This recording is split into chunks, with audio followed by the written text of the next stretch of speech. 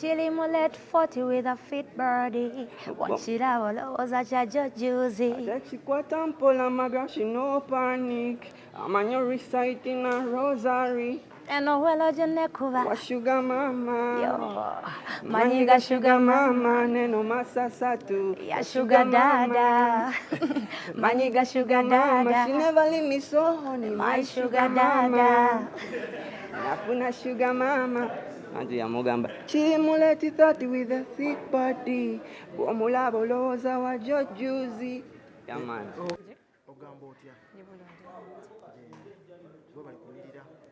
Bali kusema. Management endabirira. Management. Amina. Tukusanze ku video shoot ya Linda. Limba balita Sugar Mama. It's a remix with JPC on Mukulugola. Okay. Mukulu ogamba otya se? Nje ndisoboze bali wabo. Amanya go. Amanya bampita Kabede JPC again.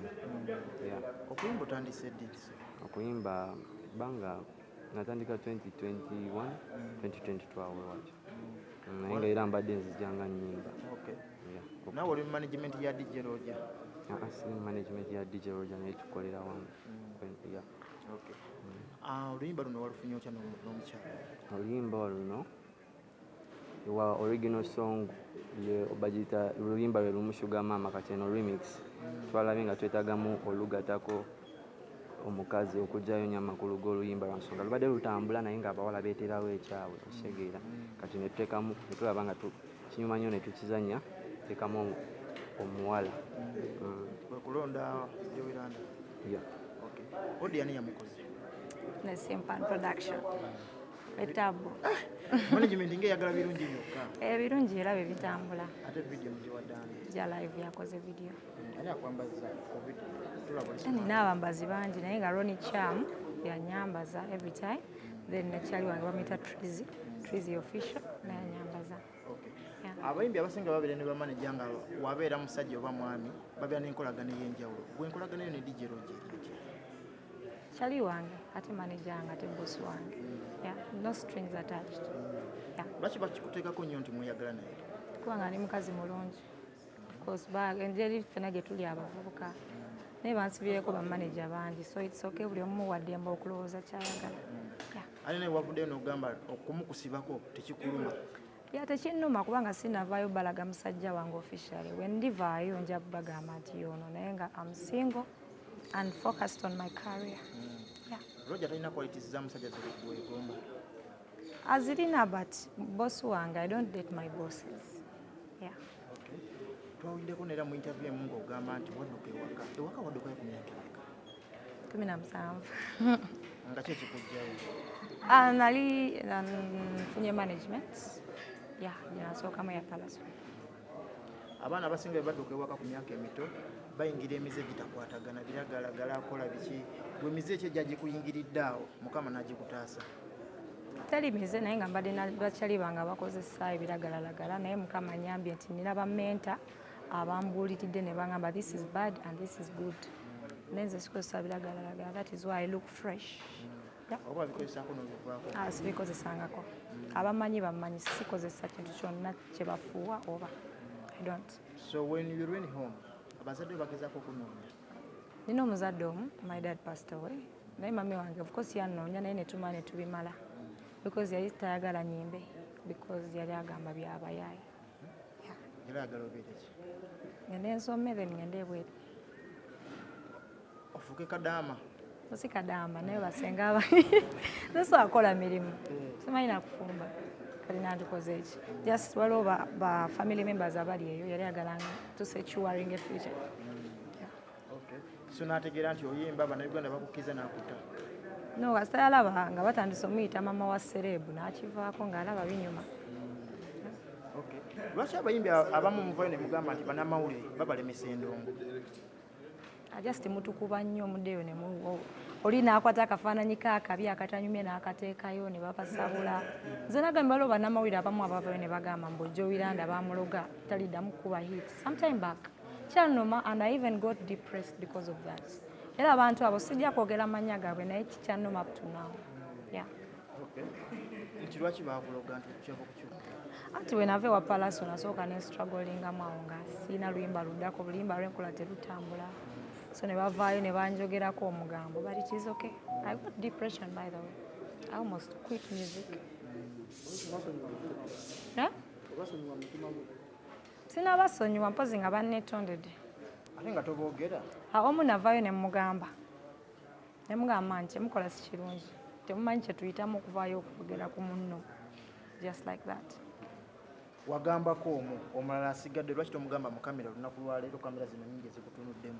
Anyway, byaddala omuntu yanjogerako ebigambo bamuyita rape, siminaako buzibu naye kye yakola si kirungi. Rape ono wa Bindeeba? Yenyini. I was there watching TV, naye I was hurt and depressed.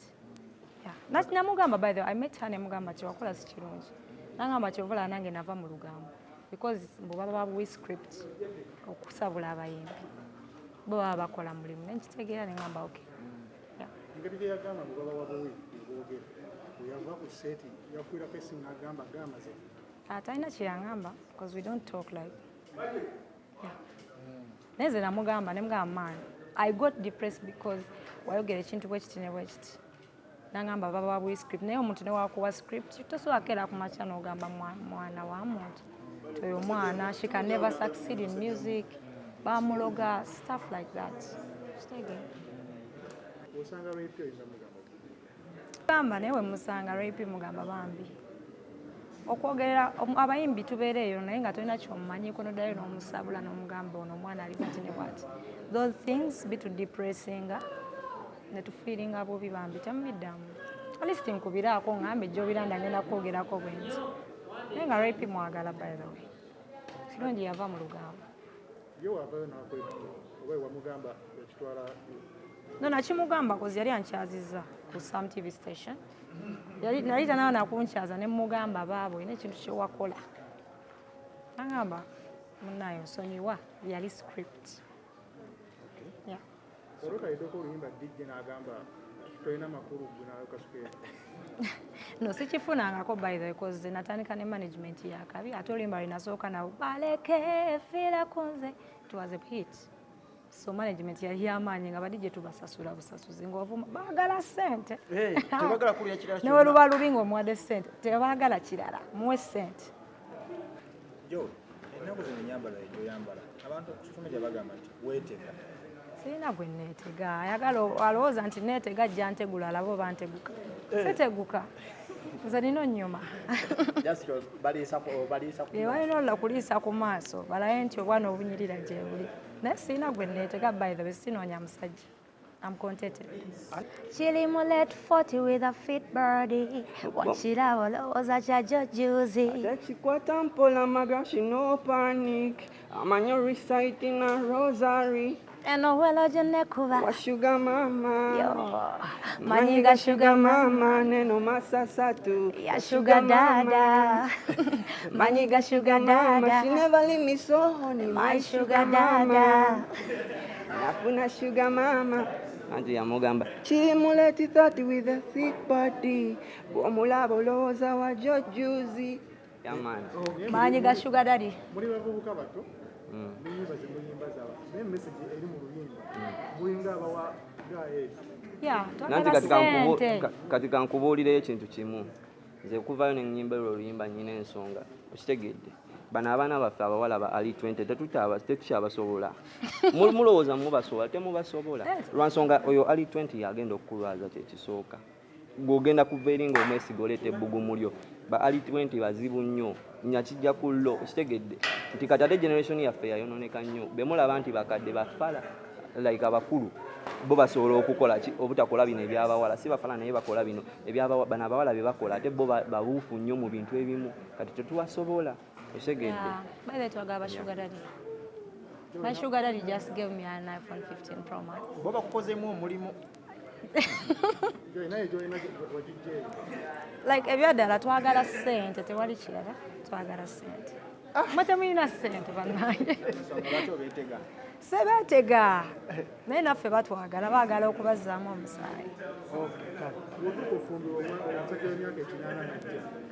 Sigenda fumbirwa. Sigenda fumbirwa kyekituufu. Genda beera boss lady.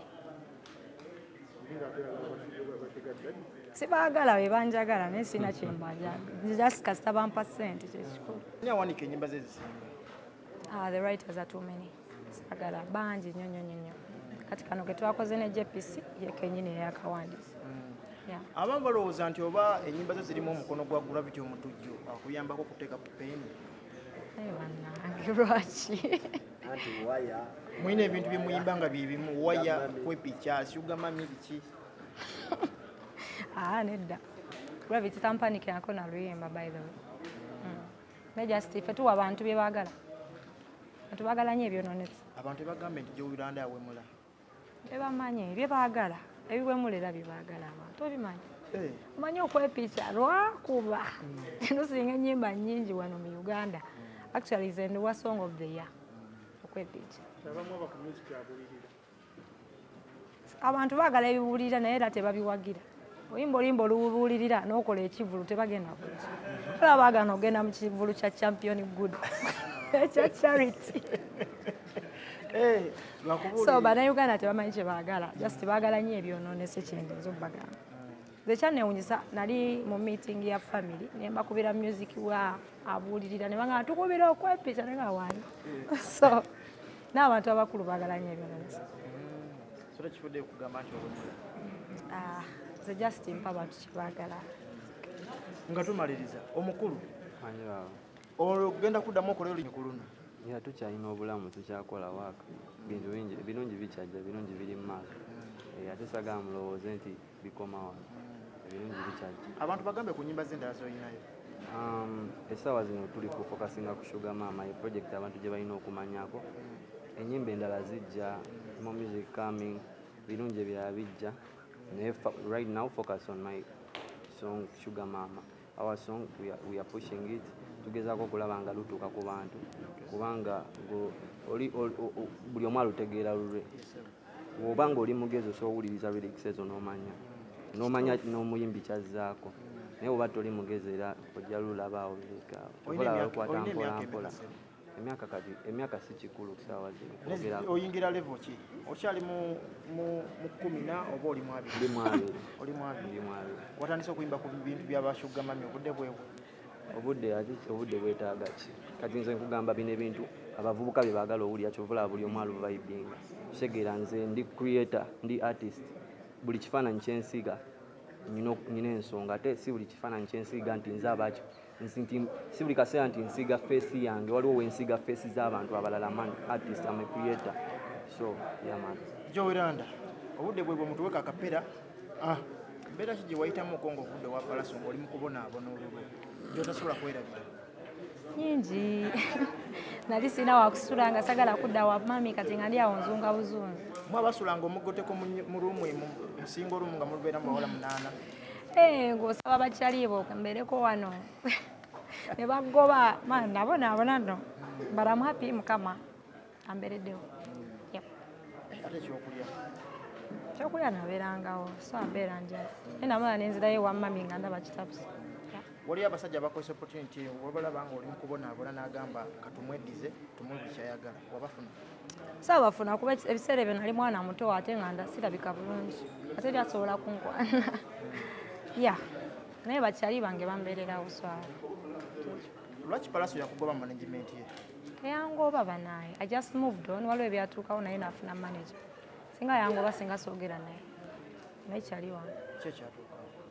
Just boss yali ateekamu ssente yafulumamu eggwanga. Balina obutakkaanya bwabwe oba butakkaanya simanyi. I don't know what happened. Nenze nalaba baŋŋamba biweddewo. Amanyiza olowooza oba palaso yali atega ekibatu? Yali tasobola kuntega kibatu. Nali mwana muto by the way. Nga naye wakitega wala yaba aswala. Kuba kwekaza. So management nekomaawo buli omu n'akola ebibi. Yanengenda nenoonya management nayo nenvaayo kwegala nabonaabona kyova nkyusiza nnyo management naye eno gye ndimu sivaayo baaba yesinga. Right now tukulaba manager DJ Roger akukwatako n'omukulu Jeff Chiwa akukwatako. Manager omutuufu yaani? Bonna ababoosi bange tukola ffenna. Na boss Jeff Chiwa ne boss DJ Roger. Jeff Chiwa olowooza kikyagenda okukyusa ku ndongo kibadde kiri mu DJ Roger? Jeff Chiwa ye manager asinga mu Uganda. Kitegeera. So mugenda laba enkyukakyuka very soon. Saagala nnyo okwogera nnyo but everything is great. Awo wennyini Jowly, Jeff yasinga mu industry but of late abadde struggling n'abayimbi. Obadde Aroma asayininzeeko Samasoja kati naawe saawe naali naawe. Olina bukakafu ki nti naawe ettaffaali agenda ddikusaako tajja kusuubirira nga bamwe abatadde? Ebyo babimbuuzizza nnyo but buli muyimbi oluyinza osanga contract zaabwe zaali ziweddeko because we work under contracts. Okitegeera? N'ate nze ebyo sibimanyi era sibibuuza kubanga it is my time to shine. Buli omu alina omukisa gwe. Sagala nnyo mmanya byabajjayo. Nakirabika contract zaabwe zaali zituuse okuggwako ne bavaayo. Yeah. N'ate nze engeri gye nnaaba bossi babiri kyekyaffe kyanjawulo. Kitegeera? Manyi okuba ne DJ Roger, DJ asinga wa. Ne manager asinga. Kitegeera? Kigambibwa nti manager Jeff atiika terms and conditions No just ayagala nnyo omuntu okuba ng'owuliriza ate ng'oli hambo ate nga tokozesa biragalalagala.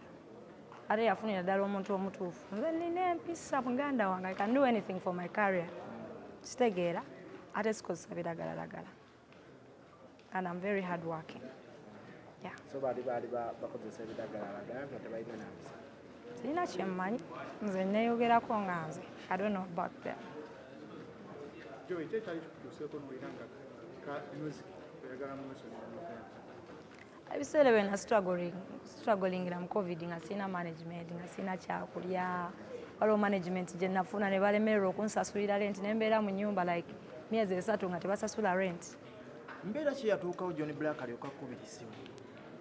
No, John Black anakola cover ye ey'obubadi then nankubira. He was appreciating just. Yeah. Okay. Waba ku kyo gikola? Nze ndi muyimbi mbadde nga nnyimba kubanga nkyali mwana muto ate ne music namusoma. Nali musoma ku ssomero. Yes. Abayimbi abasinga tebaagaliza alaba nga wakola ekintu nga kyewakola abamanyi ayisaawo lwaki wakikola? Nze nali nkikola kubanga industry yaffe yakutala afia. Oyimba cover y'omuntu n'akuyombesa n'okuba hit. Okuyombesa kyokka kikuwa erinnya litambula. Ebimu mubikola mu bibaze. Ya unruly ebintu byakutala afia obanga oli mutitiizi kuba togenda malako. Yeah. Gwe abayimbi abasinga bapostinga ne ku page zo obalaza omukwano. Gwe abayimbi bano bavuddeyo nabo ne bakulaga ku mukwano ku nnyimba zo ng'otadde oluyimba. Teri yalandaze mukwano n'ate era abayimbi sibalinaako obuzibu. Buli omu alwanirira kuba wakabi. So abateekayo basobola okunteekayo oba tebaagala babireke it's okay. Olina bw'ogamba nti bano bali bakupostinzeeko ng'otadde oluyimba. Pozi Palaso. Palaso yekka yakuleeta. Yanteekayo yatera okunteekayo yampostinga ku birthday. Abasigadde no. Ozala ki tebakupostinga? Nange simanyi kyaleka tebanjagala naye nze ate mbaagala nnyo. Yeah, I don't know. Tuziyite enkokola? Simanyi gwe kyolowooza naye ng'ate nze I'm fighting for my career. Kubanga nabagambye one day one time I'm gonna be Uganda's best female artist. Bani boyagala okumenyawo abali mu layini yo ogamba nti bano banvuire ngende mu kifo kyabwe? Sirina gwe mmenyawo nze just I'm creating my own legacy. Sirina gwe nnwanisa buli omu alina oshininga sita nnyingi buli omu alina obba owakabi. Ammi n'abayimbi abalala balina oshininga.